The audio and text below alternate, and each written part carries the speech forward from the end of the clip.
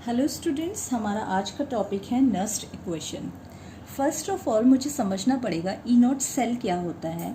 जब आप ई naught cell लिखते हैं तो आप लिखते हैं E naught cathode minus E naught anode, cathode minus anode. First of all, you have to understand what is E naught cell.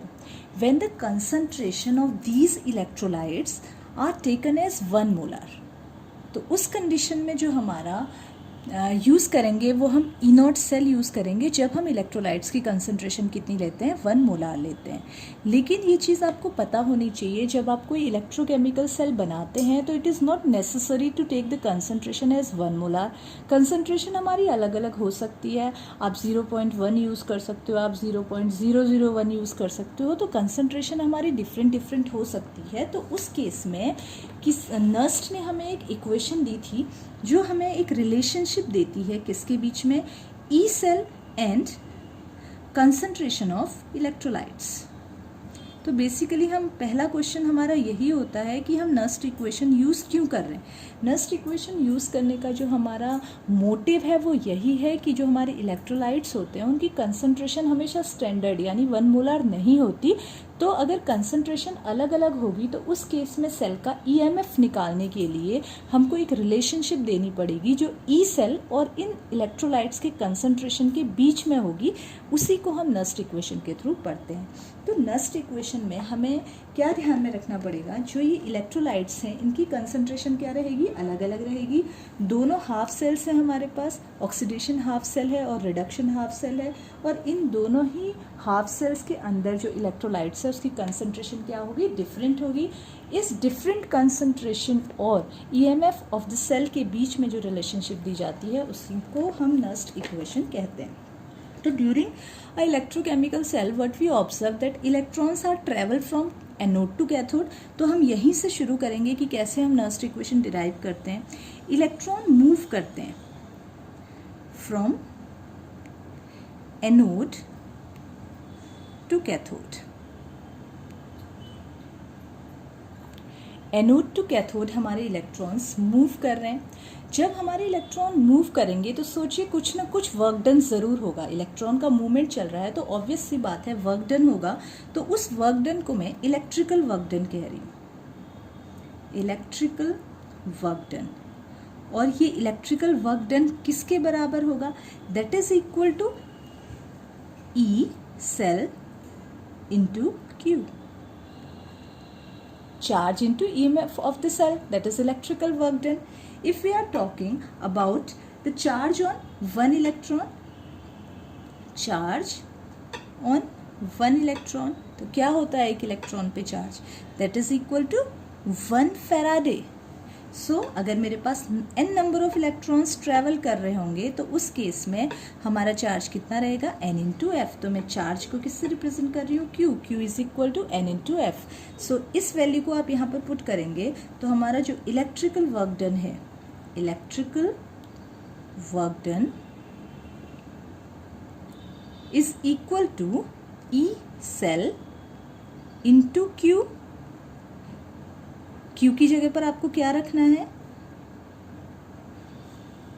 n into F. This is our electrical work done. E cell is equal to n into F. According to thermodynamics, जब हम बात करें thermodynamics की तो जो electrical work done होता है उसको हम गिब्स फ्री एनर्जी से भी रिप्रेजेंट कर सकते हैं। तो मैं यहाँ पर लिख सकती हूँ delta G is equal to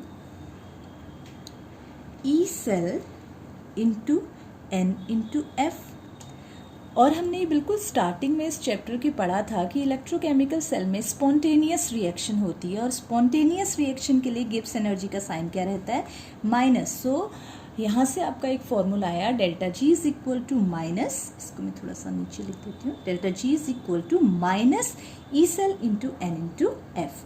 ये हमारा है ऐसे। अगर मैं इसे स्टैंडर्ड कंडीशन पे लिखूंगी तो delta G naught is equal to minus E naught cell into N into F. इसे इक्वेशन 1 बना दीजिए, इसे इक्वेशन 2 E2 बना दीजिए। तो यहाँ तक का काम हमें समझ में आ गया। हमने कहा इलेक्ट्रिकल वर्क डन जो है वो गिब्स एनर्जी को रिप्रेजेंट करेगा, और जो गिब्स एनर्जी होती है वो फॉर स्पॉन्टेनियस रिएक्शन उसका वैल्यू क्या रहता है, नेगेटिव रहता है। तो यहाँ से हमने दो इक्वेशंस निकालनी है अपनी, एक स्टैंडर्ड गिब्स एनर्जी और दूसरी हमने गिब्स फ्री एनर्जी को यहाँ से कैलकुलेट कर दिया है। अगर आपको याद हो तो 11th क्लास में हमने एक रिलेशनशिप निकाली थी, delta G is equal to delta G naught plus R T L N K. This is our relationship, delta G is equal to delta G naught plus R T L N K, जिसमें K हमारा equilibrium constant है, R gas constant है, T temperature है, Gibbs free energy standard condition पे and Gibbs free energy. ठीक है, अब इस इक्वेशन में आपको इन वैल्यूज को पुट कर देना है। डेल्टा जी की जगह पर हम क्या पुट करेंगे, minus E cell into N F is equal to minus E naught cell into N F plus R T L N K. अब आपको क्या करना है, इस पूरी इक्वेशन को NF से आप डिवाइड कर दीजिए। एक काम करते हैं, पहले इसको आगे ले आते हैं। सो मेरा यहाँ से आ जाएगा माइनस साइन, अगर मैं कॉमन ले लेती हूँ तो E cell into NF is equal to, ये प्लस का बना दो, E naught cell NF minus R T L N K. Then इस पूरी इक्वेशन को आप NF से डिवाइड कर दीजिए। NF NF NF कैंसिल हो जाएगा। सो मेरे पास क्या ऑब्जर्वेशन मुझे मिलती है,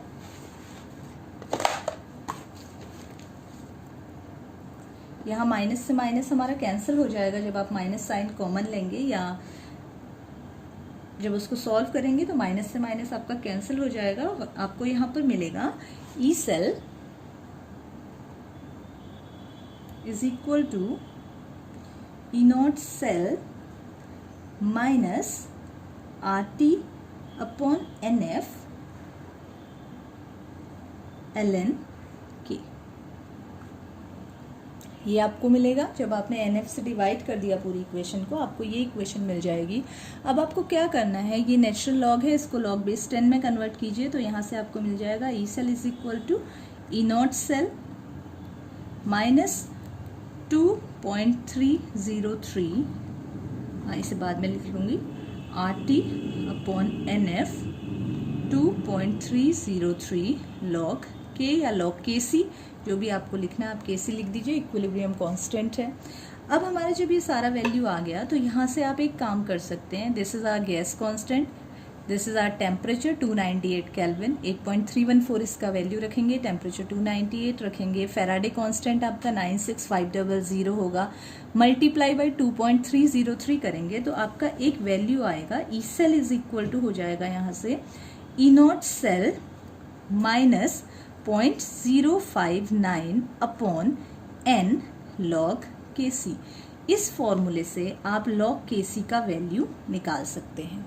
इससे भी न्यूमेरिकल पूछे जाते हैं। लॉग Kc n है नंबर ऑफ इलेक्ट्रॉन ट्रेवल, जैसे इन केस ऑफ जब आपने कॉपर सल्फेट और जिंक सल्फेट के सॉल्यूशन से कॉपर जिंक का एक इलेक्ट्रोकेमिकल सेल बनाया था, तो आपने देखा था कि 2 इलेक्ट्रॉन्स ट्रेवल हो रहे हैं, तो n का वैल्यू वहाँ पर हमको 2 रखना होगा। ऐसे ही आपको देखना पड़ेगा कि कितने इलेक्ट्रॉन ट्रेवल कर रहे हैं, तो वही आपका नंबर ऑफ n बनेंगे। ठीक है, नेक्स्ट लॉग Kc का वैल्यू हम पुट कर लेते हैं, E cell is equal to E naught cell minus 0.059 upon n। Log Kc क्या होता है, equilibrium constant log product upon reactant, concentration of product upon concentration of reactant, जो बाद में आपका हमेशा सॉल्व करके एनोड अपॉन कैथोड आएगा। यहाँ मैं कुछ पावर्स लिख दे रही हूँ। पावर्स का मतलब है जो आगे सोशियोमेट्रिक कोफिशिएंट्स लगे होंगे आप उनको यहाँ पर रख सकते हो। जैसे 2Ag अगर कंसंट्रेशन में लिखा हुआ है 2Ag पॉजिटिव, तो अंदर Ag पॉजिटिव आएगा और 2 जो होगा वो पावर में चला जाएगा। तो यहाँ से आपकी जो इक्वेशन जेनरेट हुई, इसी इक्वेशन को हम नर्स्ट इक्वेशन कहते हैं। देखिए एक रिलेशनशिप आपको दे रहे हैं between E cell and the concentration of electrolytes. अभी प्रोडक्ट अपॉन रिएक्टेंट, जब आप कोई भी केमिकल सेल बनाएंगे, जैसे मान लीजिए मैं कोई केमिकल सेल जनरेट कर रही हूँ, तो उस केस में मेरे पास Zn से Zn2 positive plus 2 electron, copper जो है वो 2 इलेक्ट्रॉन एक्सेप्ट कर रहा है और it will form copper. Okay, तो मेरी जो इक्वेशन बनेगी वो ये बनेगी, ये इलेक्ट्रॉन से electron cancel, plus Cu2 positive gives Zn2 positive plus copper. अब आप क्या कीजिए, फॉर दिस इक्वेशन हम इसे नस्ट इक्वेशन में अगर अप्लाई करेंगे तो ये आपका बन जाएगा E cell is equal to E naught cell. E naught cell की जगह आपको बार बार क्या रखना है, E cathode minus E anode minus 0.059 upon N. N की जगह पर हम कितने रखेंगे, 2, बिकॉज कितने इलेक्ट्रॉन्स की ट्रैवलिंग हो रही है, 2, जो हमारा कट के निकलता है वो हमारा 2 है। फिर उसके बाद आपका आ जाएगा लॉग प्रोडक्ट। आपका प्रोडक्ट कौन है यहाँ पर, जिंक और कॉपर, तो अभी मैं दोनों का लिख रही हूँ, Zn2 पॉजिटिव एंड कॉपर, और नीचे आपका आ जाएगा concentration of Zn and copper 2 positive. आपको एक चीज़ हमेशा याद रखनी पड़ेगी जब आप इस तरीके से लिख रहे हैं, जो हमारी प्योर मेटल्स होती हैं उनका कंसंट्रेशन हमेशा 1 रखा जाता है, क्योंकि ये अपनी सॉलिड स्टेट पर होती हैं तो उनकी कंसंट्रेशन हमेशा 1 रखी जाती है।